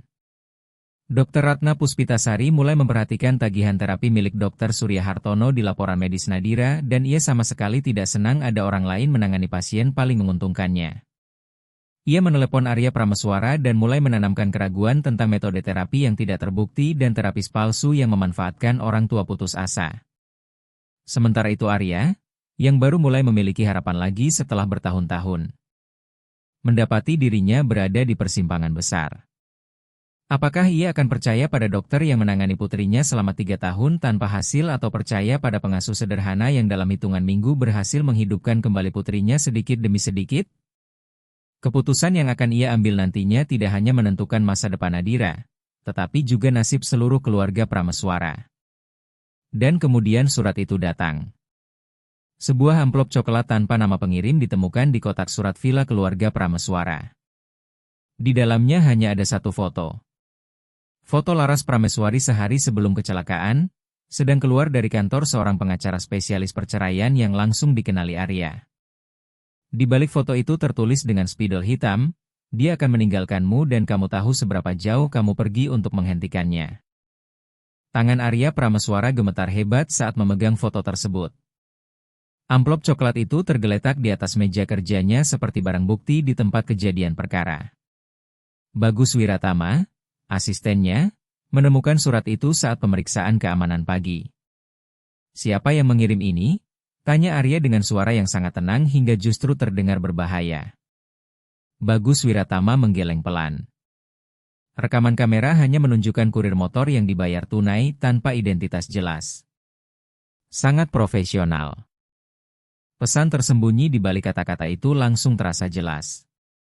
Seseorang dengan sumber daya besar sedang menyelidiki masa lalu Arya Prameswara. Seseorang mengetahui kunjungan Laras Prameswari ke pengacara perceraian. Seseorang sedang menyiratkan bahwa kecelakaan itu mungkin bukan sekadar kecelakaan biasa. "Ini pemerasan?" gumam Arya pelan sambil terus menatap foto itu. "Atau sesuatu yang lebih buruk?" jawab Bagus hati-hati. "Apakah saya perlu memanggil tim keamanan swasta atau penyelidik pribadi?" Arya kembali menatap foto itu lebih lama. Foto Laras keluar dari gedung kantor di Menteng dengan map di tangan dan tatapan penuh tekad. Selama 3 tahun terakhir ia selalu mengatakan bahwa dirinya tidak tahu soal kunjungan Laras ke pengacara perceraian. Bahkan ia mencoba meyakinkan dirinya sendiri akan kebohongan itu. Tetapi kenyataan yang selalu datang menghantuinya di malam-malam tanpa tidur jauh lebih rumit. Ia memang tahu. Salah satu kontaknya di kantor pengacara memberitahu ketika Laras meminta konsultasi dan pagi itulah ia memergoki istrinya lalu pertengkaran besar itu terjadi. "Jangan lakukan apapun dulu," perintah Arya akhirnya sambil mengunci foto itu di laci mejanya. "Ini mungkin hanya upaya mengacaukan kami sebelum kerja sama besar dengan investor Jerman selesai. Para pesaing bisnis bisa bermain kotor untuk menghancurkan kesepakatan itu." Bagus tampak belum yakin, tetapi tetap mengangguk. "Seperti perintah Bapak. Tapi menurut saya kita perlu memperketat keamanan di sekitar Nadira Prameswari." Mendengar nama putrinya membuat sesuatu kembali muncul di kepala Arya. Nadira berada di dalam SUV hari itu. Nadira mendengar pertengkaran lewat telepon. Jika suatu hari seseorang menggali ingatan gadis kecil itu, seluruh cerita yang selama ini dibangun hati-hati oleh Arya bisa runtuh seketika. "Ya," jawabnya perlahan. "Perketat keamanan dan aku ingin tahu semuanya tentang pengasuh itu, Maya Kartika. Cari seluruh latar belakangnya." Bagus tampak terkejut. "Bapak curiga dia terlibat?" Arya menatap kosong ke arah jendela besar kantornya. "Aku tidak tahu harus percaya apa lagi. Dia muncul tepat saat kami paling membutuhkannya. Itu bisa jadi takdir atau rencana." Paranoia yang tumbuh selama bertahun-tahun dalam dunia bisnis kejam mulai berkembang lagi di pikirannya seperti racun. Selidiki diam-diam, tambahnya dingin. Sementara itu 3 lantai di bawah, Maya Kartika sedang membantu Nadira menjalani latihan suaranya pagi itu. Kini gadis kecil itu mampu mempertahankan bisikan kuat selama 2 menit penuh, kemajuan yang menurut Dr. Surya Hartono hampir seperti keajaiban. "Kamu luar biasa, juara kecil," puji Maya saat tubuh Nadira gemetar akibat latihan berat. "Ibu pasti bangga," bisik Nadira lirih. Kalimat itu sudah menjadi mantra dan sumber kekuatannya setiap hari. Namun pagi itu ada sesuatu yang lebih berat di pikirannya. "Maya, boleh aku bertanya sesuatu?" bisiknya pelan. "Tentu saja." Nadira menarik napas panjang sebelum akhirnya bertanya dengan mata penuh ketakutan. "Menurutmu ayah sengaja menyakiti ibu?" "Maksudku, apakah ayah sebenarnya menyebabkan kecelakaan itu?" Pertanyaan itu menghantam Maya seperti pukulan keras. Ia sudah lama menunggu pertanyaan itu muncul, tetapi tidak pernah benar-benar siap dengan jawabannya. "Kenapa kamu menanyakan itu sekarang?" Nadira menunduk sambil menggenggam erat selimutnya. "Karena semakin lama aku membuat ayah menderita, semakin aku bertanya-tanya apakah ayah benar-benar pantas menerima semua ini. Tapi lalu aku ingat ibu meninggal karena ayah." Suaranya pecah.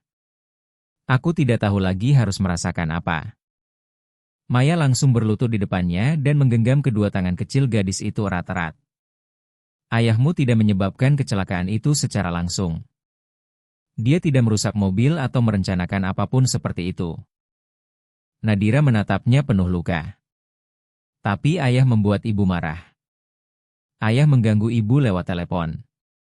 Kalau ayah tidak melakukan itu, ya, potong Maya lembut tetapi tegas.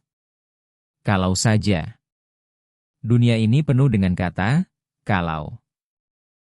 Kalau ibumu menjawab telepon beberapa menit lebih lambat, kalau truk itu datang 2 detik lebih cepat atau lebih lambat, kalau lampu merah bertahan sedikit lebih lama, kita tidak bisa hidup terus di dunia penuh. Kalau, sayang, itu hanya akan membuatmu hancur. Nadira menggigit bibirnya kuat-kuat. Jadi ayah tidak bersalah? Nada suaranya terdengar hampir marah. Maya memilih kata-katanya dengan sangat hati-hati. Ayahmu bersalah karena memperlakukan ibumu dengan buruk. Karena mencoba mengendalikan hidupnya. Karena tidak menghargai apa yang paling penting bagi ibumu. Itu menyakitkan dan mungkin sulit dimaafkan. Ia berhenti sejenak sambil menatap mata Nadira Prameswari dengan penuh kelembutan. Tapi antara menjadi suami yang buruk dan merencanakan kematian seseorang ada jurang yang sangat besar. Lanjut Maya Kartika lembut sambil menatap Nadira Prameswari. Ayahmu mungkin melakukan banyak kesalahan, tapi aku tidak percaya dia seorang pembunuh. Nadira memproses kata-kata itu dalam diam cukup lama sebelum akhirnya bertanya dengan suara kecil. Bagaimana kamu bisa begitu yakin? Maya menarik napas panjang lalu menjawab dengan kejujuran yang nyaris menyakitkan. Aku tidak bisa benar-benar yakin. Tapi aku melihat cara ayahmu memandangmu. Aku melihat rasa sakitnya. Seorang pria yang membunuh istrinya tidak akan membawa rasa bersalah sebesar itu selama bertahun-tahun. Dia akan menguburnya dalam-dalam lalu melanjutkan hidupnya. Ayahmu terjebak di hari kecelakaan itu sama seperti dirimu. Tepat saat itu pintu kamar terbuka mendadak. Arya Prameswara masuk dengan wajah tegang yang belum pernah dilihat Maya sebelumnya. Nadira, ayah perlu menanyakan sesuatu dan ayah ingin kamu benar-benar jujur. Nada suaranya langsung membuat udara di kamar terasa membeku. Maya merasakan kepanikan naik ke tenggorokannya. Apakah pria itu mengetahui rahasia mereka? Apakah ada kamera tersembunyi yang selama ini tidak mereka sadari? Ada apa, ayah? Tulis Nadira di papan kecilnya. Dan untuk ukuran anak 7 tahun, tangannya bahkan tidak gemetar sedikit pun. Arya mengeluarkan ponselnya lalu menunjukkan sebuah foto. Foto Laras Prameswari sedang keluar dari gedung kantor pengacara perceraian di Menteng. Kamu mengenali ini? Nadira memperhatikan foto itu dengan bingung. Itu ibu. Arya menatapnya hati-hati. Apa ibumu pernah bilang mau menemui pengacara? Pertanyaannya terdengar santai tetapi penuh tekanan tersembunyi. Nadira menggeleng pelan. Aku tidak ingat.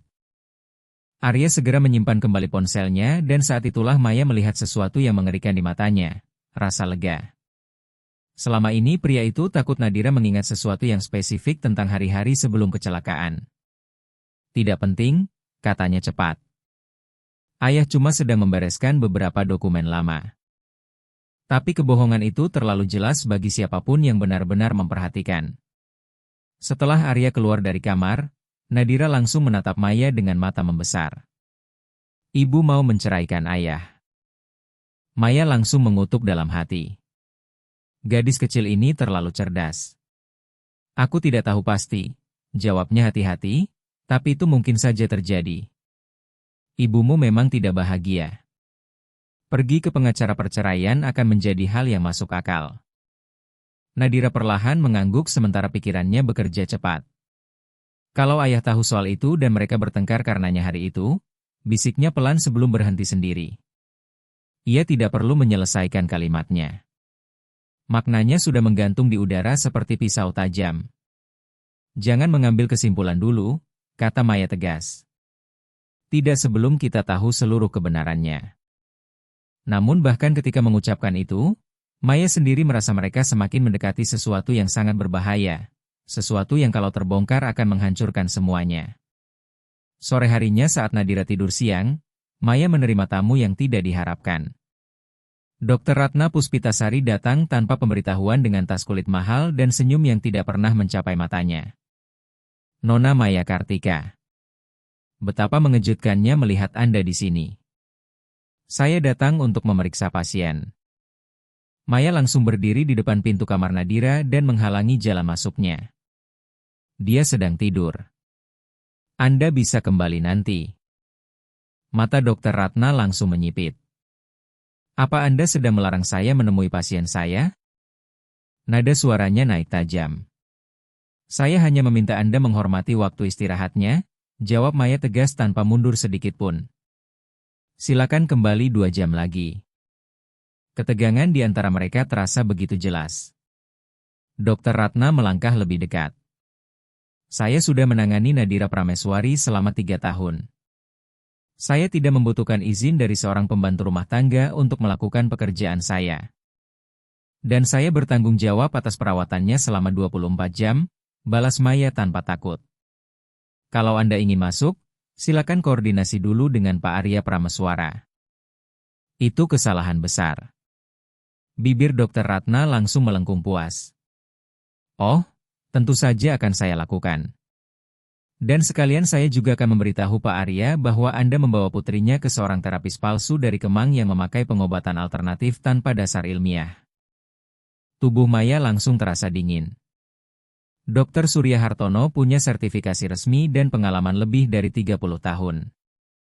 Metode yang dianggap pseudosains oleh komunitas medis sungguhan, potong Dr. Ratna tajam. Nona Maya, saya tidak tahu permainan apa yang sedang Anda jalankan, tetapi anak itu membutuhkan perawatan medis nyata, bukan harapan palsu dan latihan tidak berguna. Seperti obat-obatan yang Anda berikan selama 3 tahun tanpa hasil apapun, kata-kata itu keluar dari mulut Maya sebelum sempat ia tahan.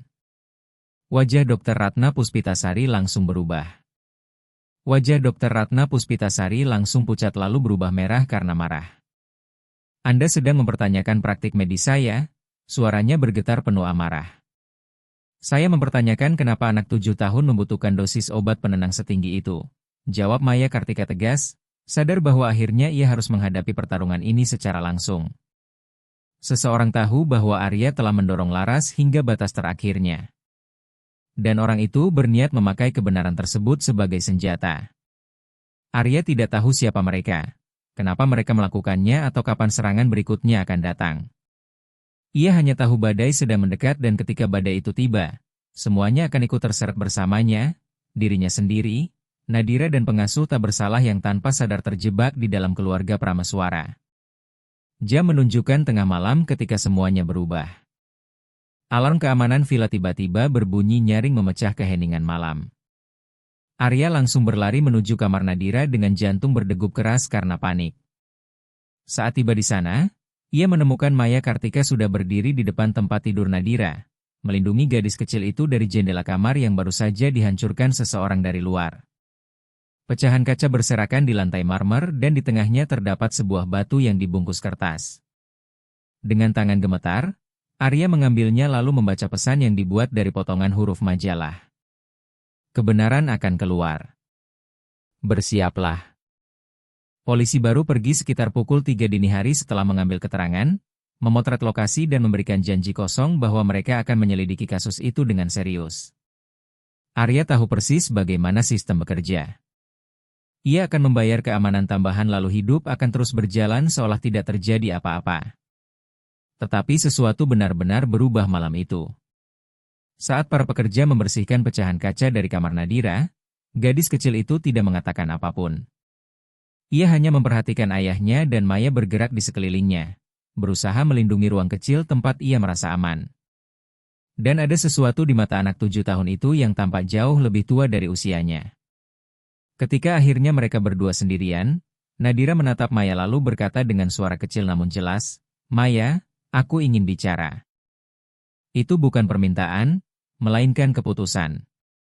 "Sayang, kita memang sedang menuju ke sana," jawab Maya hati-hati, tetapi Nadira langsung memotong dengan suara tegas yang belum pernah ia gunakan sebelumnya. "Bukan nanti. Aku ingin ayah mendengarku sekarang. Aku ingin semua ini berakhir." Tangannya gemetar hebat. "Aku takut seseorang akan menyakiti kita karena rahasia ayah." Hati Maya langsung terasa hancur. Gadis kecil itu sudah memikul beban dunia selama 3 tahun dan kini beban itu akhirnya terlalu berat untuk ditanggung sendiri. Baik, jawab Maya lembut sambil memeluknya. Kalau begitu waktunya sudah tiba. Tapi kita harus melakukannya dengan benar. Kamu percaya padaku? Nadira mengangguk sambil menangis. Aku percaya padamu lebih dari siapapun di dunia ini. Keesokan paginya Maya Kartika meminta pertemuan mendesak dengan Arya Prameswara. Pria itu menerimanya di ruang kerja dengan mata merah karena tidak tidur semalaman. Seberapa serius semua ini? Tanyanya tanpa basa-basi. Apakah kita benar-benar dalam bahaya?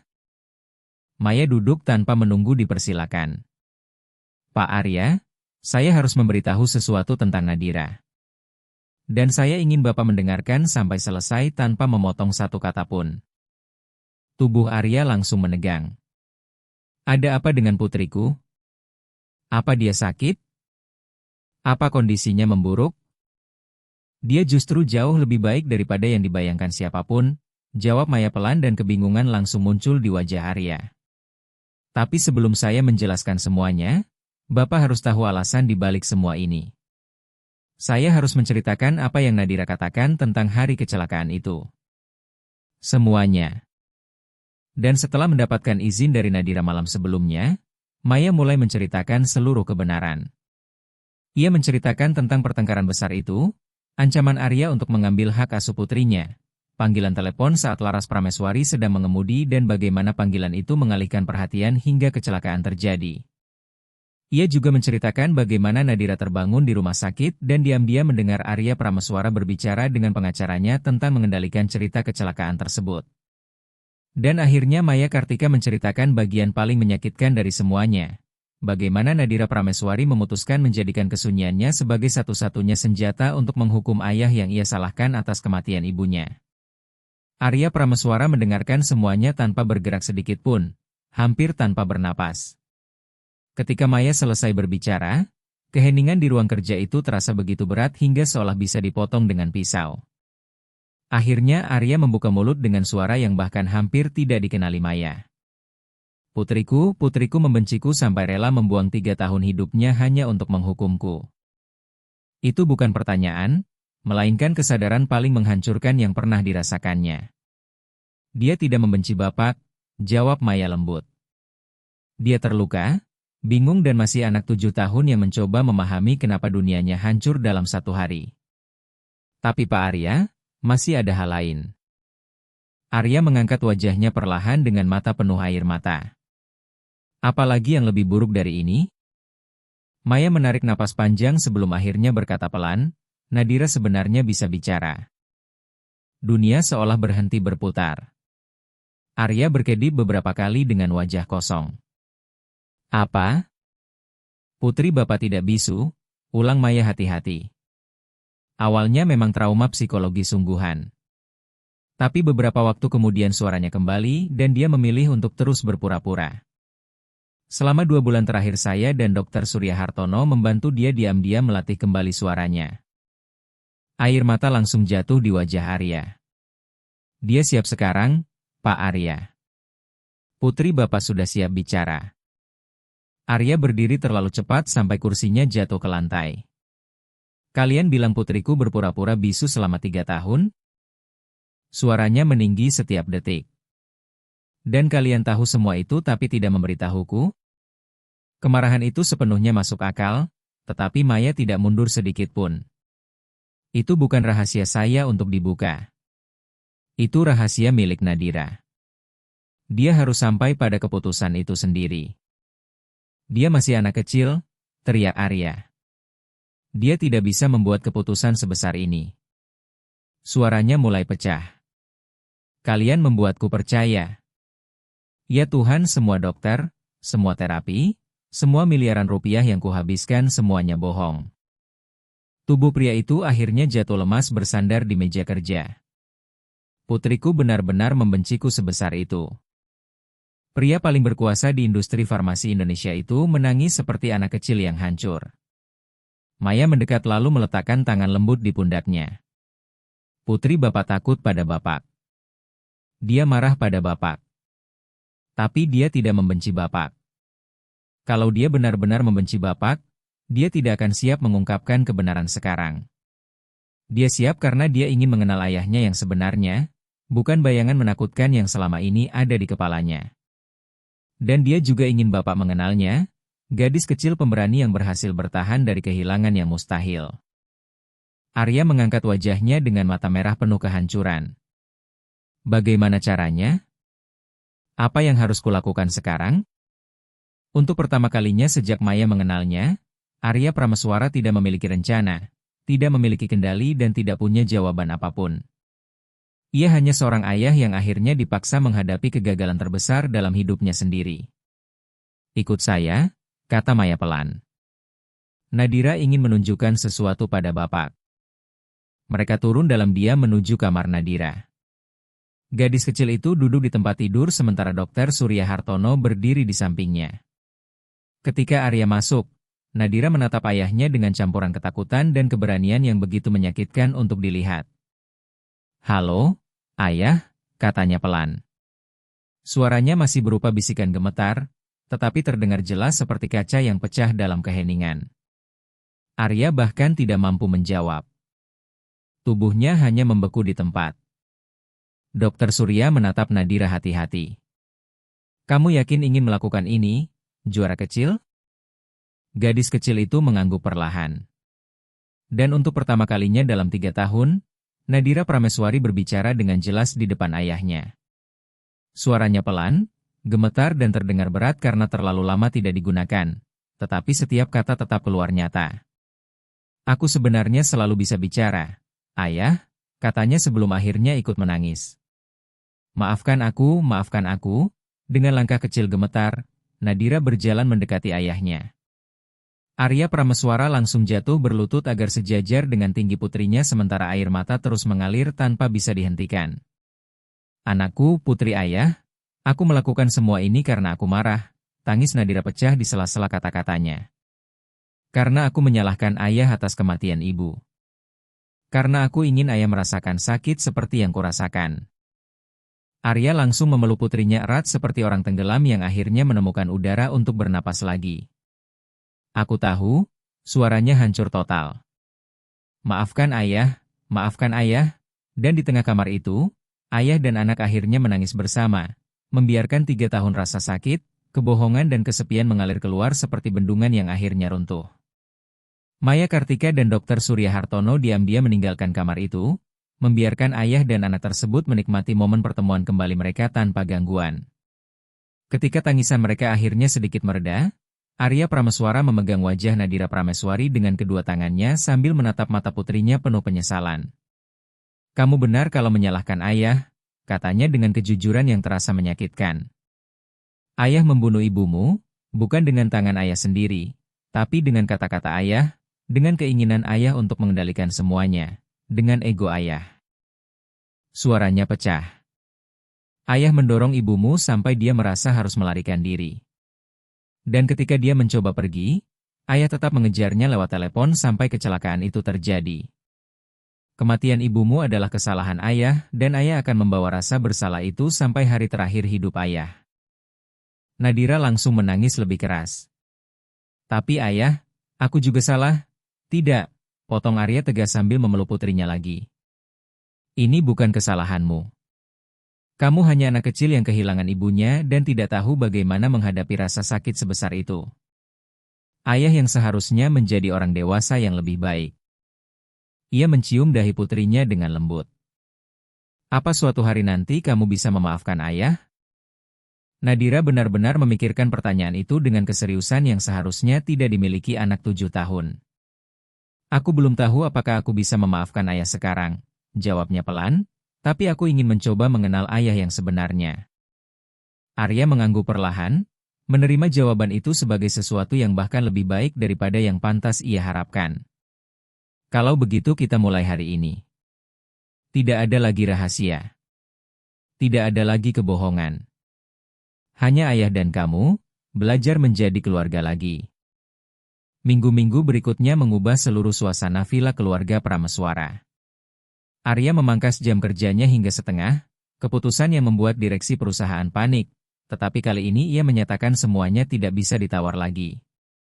Setiap sore tepat pukul 5 ia pulang ke rumah untuk makan malam bersama Nadira. Kadang mereka berbicara tentang hal-hal sederhana seperti dinosaurus dan sepak bola, kadang tentang hal-hal menyakitkan seperti Laras Prameswari dan kecelakaan itu.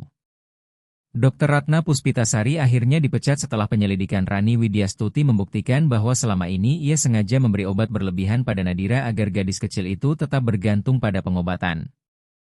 Lebih buruk lagi, ia menerima komisi dari Prameswara Pharma untuk setiap resep yang diberikan. Konflik kepentingan besar yang akhirnya dihancurkan media nasional.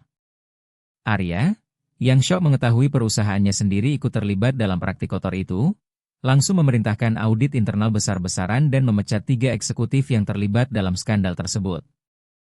Sementara itu Nadira mulai menjalani terapi bicara intensif secara resmi. Dalam 3 bulan ia sudah bisa berbicara normal tanpa bantuan. Dalam 6 bulan ia mulai bernyanyi lagi. Hari ketika ia menyanyikan lagu pengantar tidur pertamanya sejak kecelakaan, ayah dan anak itu menangis bersama karena bahagia. Arya merekam momen tersebut dengan ponselnya lalu menyimpan video itu seperti harta paling berharga dalam hidupnya. Tetapi tidak semua hari terasa mudah. Ada hari-hari ketika Nadira mengingat sesuatu yang biasa dilakukan Laras lalu kembali marah pada ayahnya. Ada juga hari ketika Arya melihat wajah mendiang istrinya di mata putrinya lalu rasa bersalah hampir menghancurkannya lagi. Namun kali ini, alih-alih melarikan diri ke pekerjaan atau alkohol seperti dulu, ia duduk bersama putrinya dan mereka berbicara, kadang sambil menangis, kadang sambil marah, tetapi selalu dengan kejujuran. Misteri tentang siapa yang mengirim foto dan ancaman itu tidak pernah benar-benar terpecahkan. Arya curiga itu ulah pesaing bisnis yang akhirnya berhenti ketika melihat dirinya sendiri mulai membersihkan perusahaan dari dalam. Nadira diam-diam berpikir mungkin itu dilakukan oleh Nenek Sri Widaningrum, ibu dari Laras, yang ingin kebenaran akhirnya terbuka. Sementara Maya percaya bahwa siapapun pengirimnya sudah tidak penting lagi karena tujuan mereka sudah tercapai. Mengenai dirinya sendiri, Arya Prameswara menawarkan pekerjaan tetap dengan gaji yang bisa menjamin hidupnya seumur hidup, tetapi Maya Kartika menolaknya dengan lembut. Tugasku di sini sudah selesai, jelasnya sambil tersenyum. Nadira sudah mendapatkan ayahnya kembali. Dia memang membutuhkan aku untuk sampai ke titik ini, tapi sekarang dia membutuhkan ruang untuk membangun hubungan baru dengan ayahnya tanpa aku menjadi perantara di tengah mereka. Nadira menangis ketika Maya mulai membereskan barang-barangnya. Aku tidak mau kamu pergi. Kamu seperti ibu keduaku. Maya langsung memeluknya erat. Dan kamu akan selalu menjadi anak istimewa bagiku. Tapi sekarang ayahmu membutuhkanmu dan kamu juga membutuhkan ayahmu. Aku akan selalu datang kalau kamu memanggil. Sebelum pergi, Maya memberikan hadiah terakhir untuk mereka, sebuah foto berbingkai milik Laras Prameswari yang ia temukan. Foto ketika perempuan itu sedang tersenyum di klinik gratis Cilincing dikelilingi anak-anak yang pernah ia selamatkan. Ibumu adalah pahlawan, kata Maya Kartika lembut sambil menatap Nadira Prameswari. Bukan karena dia menikah dengan pria kaya atau tinggal di villa mewah, tetapi karena dia memilih menyelamatkan nyawa orang lain meskipun harus mengorbankan segalanya. Sekarang kamu harus memilih ingin menjadi pahlawan seperti apa. Nadira menatap lama foto Laras Prameswari yang sedang tersenyum di klinik gratis Cilincing. Aku ingin menjadi seperti ibu. Aku ingin membantu orang lain. Maya tersenyum hangat. Kalau begitu kamu sudah berada di jalan yang benar. Setahun setelah hari ketika Maya Kartika pertama kali menekan bel villa keluarga Prameswara, Nadira merayakan ulang tahunnya yang ke-8. Tidak ada pesta mewah di hotel mahal seperti dulu.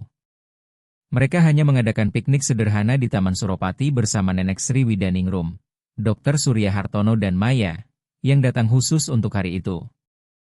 Mereka bermain sepak bola kecil-kecilan, makan kue ulang tahun dan untuk pertama kalinya setelah bertahun-tahun benar-benar merasa seperti keluarga utuh.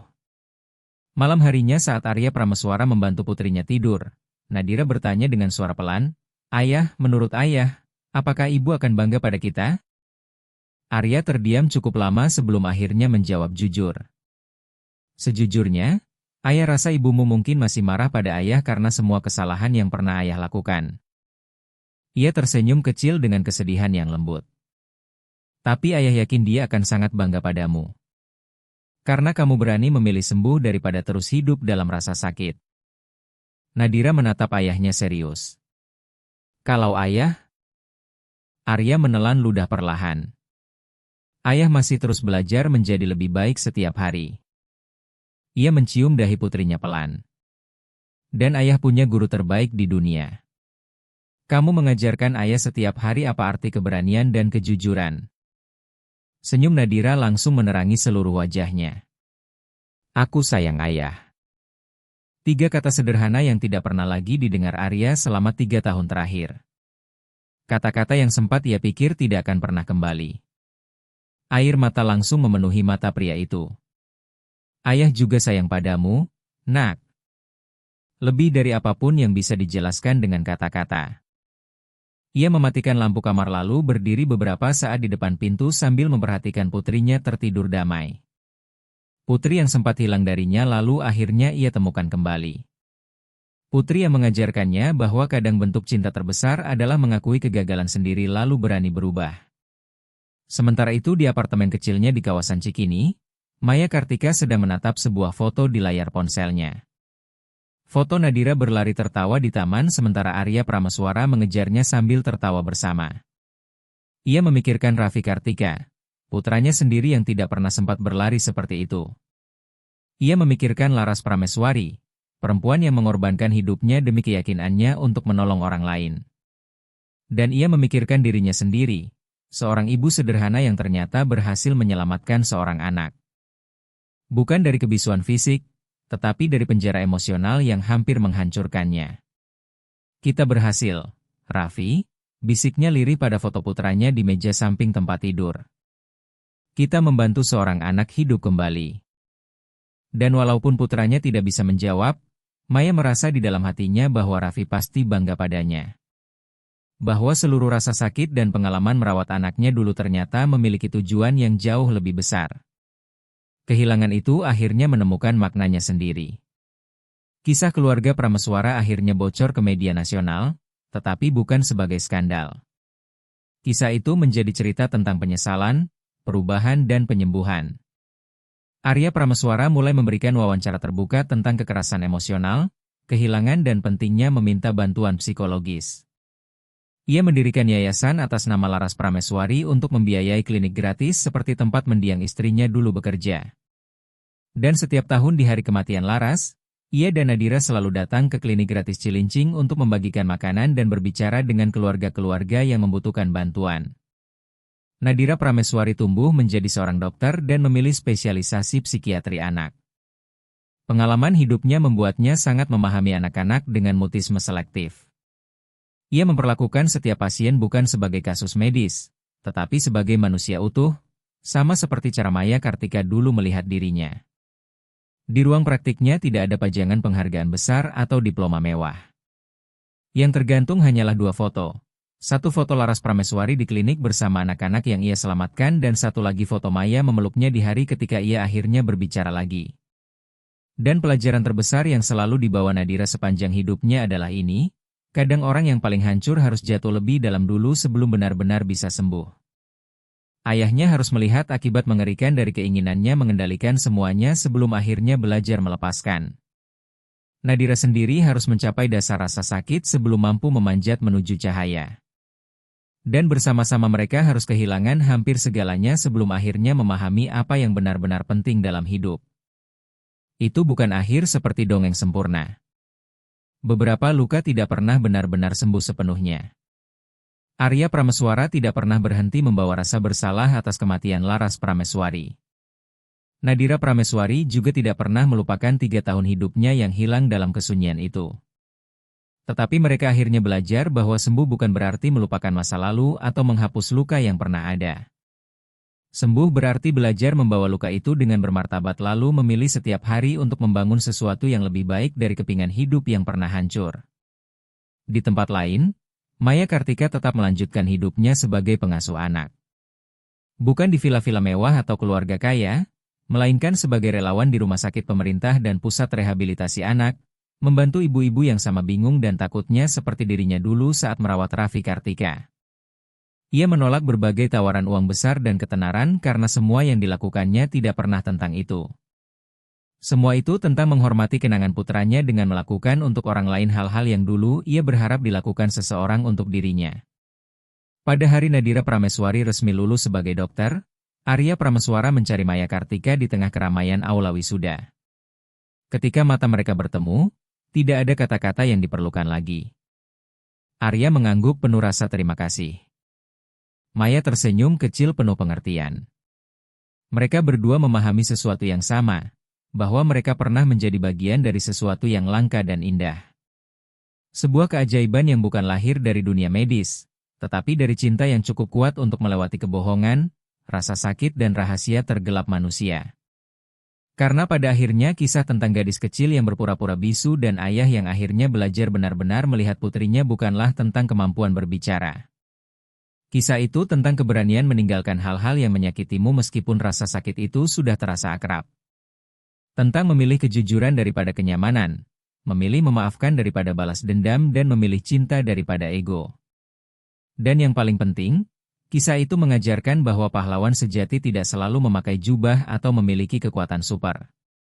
Kadang mereka hanyalah seorang pengasuh sederhana dengan hati yang pernah hancur tetapi jiwa yang tidak bisa dipatahkan. Seseorang yang mampu melihat anak kecil di balik diagnosis dan menolak menyerah bahkan ketika seluruh dunia sudah menyerah lebih dulu. Orang-orang seperti itulah yang benar-benar mengubah dunia. Satu kehidupan, satu keluarga dan satu hati yang hancur lalu perlahan disembuhkan dalam satu waktu. Tamat. Bagaimana menurutmu tentang kisah ini? Apakah menurutmu Nadira Prameswari salah karena berpura-pura bisu selama bertahun-tahun? Tulis pendapatmu di kolom komentar beserta nama dan dari kota mana kamu menonton cerita ini. Terima kasih sudah menemani sampai akhir. Sampai jumpa di cerita berikutnya, dari cerita keluarga drama.